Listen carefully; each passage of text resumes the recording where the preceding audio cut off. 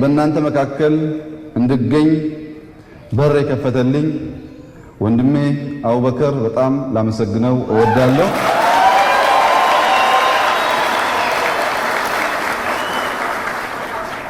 አቡበከር በጣም ጊዜ የለኝም እንዴት ነው የማደርገው ስለው አንድ ነገር ነገረኝ። ሰይድና ዑመር ያሉትን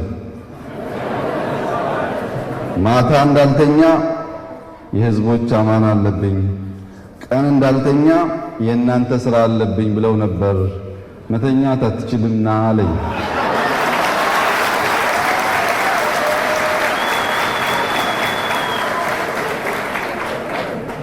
ከዛ አቡበከርና ነገር አልኩት። በሱ ስም አንድ ታዋቂ ከሊፋ ነበሩ፣ አቡበከር ስዲቅ ይባላል። ከሳቸው አስተምሮ ዋናው አንኳር የሁላችንን ልብ የሚገዛው ካሳምርኩኝ አግዙኝ፣ ከሳት ካበላሸው አርሙኝ አቃኑኝ የሚለው ነው።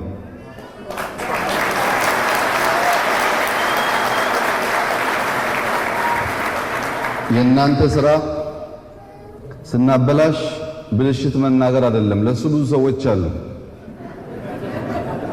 የእናንተ ስራ ስናበላሽ እንደ ሙስሊም በመስጠት በፍቅር ማቃናት ነው። የእናንተ ስራ አልሳካ ሲል እንዲሳካ ዱዓ ማድረግ ነው።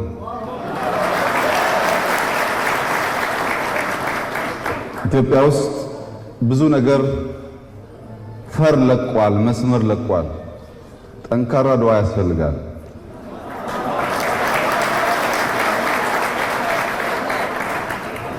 ኢትዮጵያ ውስጥ ጠንካራ ሙስሊም፣ ጠንካራ ክርስቲያን ተቋም እንዲኖር እንፈልጋለን።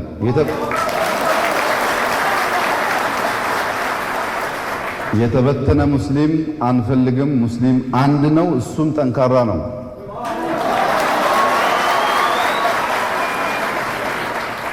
በቅርቡ ከሁለቱ ኮሚቴዎች ጋር ያደረግነው ንግግር አንድ ከሆናችሁ ቀንና ማታ እናንተን ለማገዝ እንሰራለን።